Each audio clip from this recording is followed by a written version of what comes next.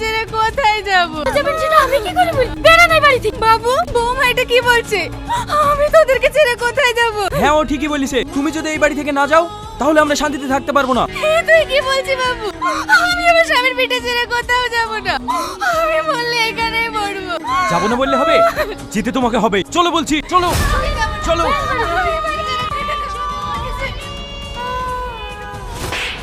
এই তুই মানুষ না জানোয়ার, যে মা তোকে 10 মাস 10 দিন গর্ভে ধারণ করেছে, তোকে তিল তিল করে মানুষ করেছে, আর আর তুই সেই মাকে বাড়ি থেকে তাড়িয়ে দিছিস। আর তুমি আমার কেমন মেয়ে? ভুলে যাও না, তুমি একদম কারো না কারো শাশুড়ি হবে। সেদিনের কথা যদি একটু ভাবতে, তাহলে এরকম যখন কাজ কখনো করতে পারতে না। কাট কাট, কি হচ্ছে এটা? Security security. হ্যাঁ বলুন স্যার। এই অভদ্র চাষ এখানে ঢুকলো কি করে? স্যার আমি আটকানোর চেষ্টা করেছি কিন্তু ধাক্কা মেরে চলে এসছে। এক্ষুনি থানায় ফোন কর। আমার হিরোর গায়ে হাত দিয়া না, ওকে জেলের ঘানি টানে ছাড়বো। Sir please calm down. আমরা তো শুটিং করতে এসেছি গ্রামে। আপনি তো জানেনই গ্রামের মানুষ একটু সাদাসিধে হয়। তাই এখানে শুটিং চলছে, ও হয়তো বুঝতে পারে। কি তুমি বুঝতে পেরেছো? তোমরা শুটিং করে যাই করো, মাকে কষ্ট দিলাম সহ্য হয় না।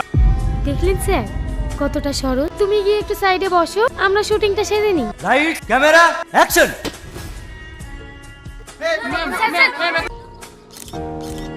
সবাইকে তো ছবি দিলা, আমাকে ছবি দিবা না?